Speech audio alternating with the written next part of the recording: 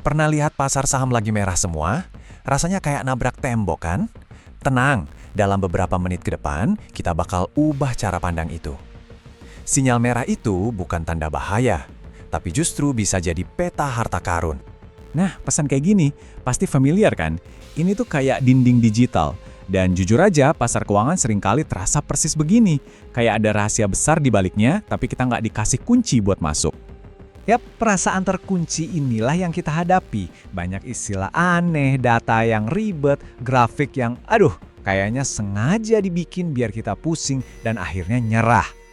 Oke, sekarang kita coba nyalain JavaScript-nya. Kita intip bareng-bareng apa sih yang ada di balik tembok itu. Siap-siap ya, kita bakal langsung terjun ke lautan data yang biasanya bikin kebanyakan orang panik. Oke, yang pertama muncul cuma angka gede doang, 24.438,50. Gak ada artinya kan? Ya, cuma angka sampai Muncul yang ini. Jeng-jeng, merah, negatif. Nah, disinilah rasa cemas itu mulai merayap masuk. Otak kita itu kan udah terprogram. Lihat warna merah dan tanda minus, langsung mikir, wah bahaya nih, rugi. Dan kepanikan itu makin menjadi-jadi pas kita gali lebih dalam. Coba lihat, lautan merah di mana-mana. Bukan cuma 1-2 saham ecek-ecek, tapi nama-nama besar juga ikut anjlok. Langsung deh kepikiran, waduh, ini semua bakal runtuh. Terus belum cukup sampai di situ. Datanglah para kompor dari luar. Judul-judul berita ini seolah-olah teriak di telinga kita. Jual sekarang, cepetan! Semua ini tujuannya satu, memancing emosi kita. Bikin kita panik dan buru-buru kabur dari pasar. Tapi, tunggu dulu. Coba kita tarik napas sebentar, pause dulu. Gimana kalau ternyata datanya itu bukan masalah utamanya? Gimana kalau masalahnya itu ada di skrip yang kita pakai di kepala kita? Bukan informasinya yang salah, tapi cara kita membacanya. Persis kayak pesan JavaScript tadi kan? Nah, ini dia bagian serunya. Kita bakal ganti permainannya. Kita akan coba jalankan skrip yang beda. Sebuah mindset baru yang bisa bikin kita melihat data yang sama persis, tapi dengan hasil yang totally berbeda. Dan ini adalah kuncinya.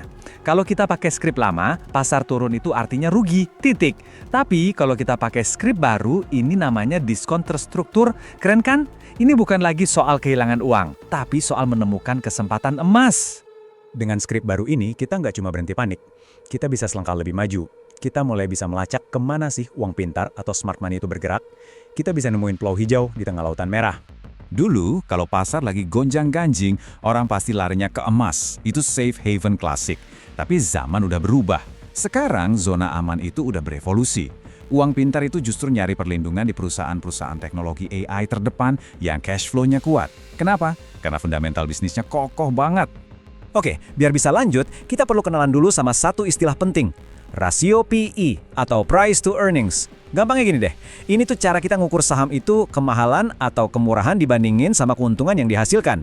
Nah, ini dia intinya. Ini sinyal yang kita cari-cari. Kita mau cari perusahaan yang rasio PI-nya makin kecil, artinya harganya makin murah, tapi laba per sahamnya alias EPS-nya justru terus naik. Wow, ini kombinasi yang super kuat. Artinya apa? Pasarnya lagi ngehukum sahamnya, padahal bisnisnya makin sehat. Nah, itulah definisi sejati dari diskon terstruktur. Oke, mindset baru udah dapat. Sekarang, waktunya kita bergerak dari teori ke aksi. Kita bakal susun bareng-bareng sebuah rencana yang jelas buat menghadapi ombak di pasar. Kalau pasar lagi kayak roller coaster begini, strategi beli terus diemin alias buy and hold itu bisa jadi kurang pas. Makanya kita perlu ganti strategi ke akumulasi strategis. Maksudnya, kita beli secara terencana, nyicil gitu pas harganya lagi turun. Dan kunci utamanya adalah manajemen risiko. Harus disiplin. Aturannya simpel banget. Sebelum kamu pencet tombol buy, kamu wajib tahu dua hal. Satu, di harga berapa kamu bakal jual kalau prediksimu salah? Itu namanya stop loss. Dua, berapa banyak lembar yang mau kamu beli? Kalau dua hal itu udah kamu pegang, kamu jadi tahu persis berapa rupiah yang kamu pertaruhkan. Gak ada lagi tuh yang namanya judi atau tebak-tebak buah manggis. Coba dilihat tabel ini. Ini contoh nyatanya. Misal, modal Anda $10.000. Kalau pakai aturan 1%, artinya dalam satu kali transaksi, risiko maksimal Anda cuma $100. Simpel kan? Ini bikin risiko jadi sesuatu yang bisa kita ukur dan kita kontrol. Bukan lagi monster abstrak yang nakut-nakutin. Jadi, intinya apa? Intinya cuma satu. Pasar itu nggak kejam. Dia cuma alat pemindah kekayaan. Uang akan pindah dari orang yang nggak sabaran ke kantong orang yang punya rencana. Pertanyaannya sekarang simpel banget, Anda mau ada di tim yang mana? Jadi, setelah semua ini, pertanyaan pentingnya bukan lagi besok pasar bakal naik atau turun ya, bukan itu. Pertanyaan yang jauh lebih penting adalah apa rencana Anda? Karena pada akhirnya, itulah satu-satunya hal yang bisa Anda kendalikan, dan itu yang akan menentukan hasilnya.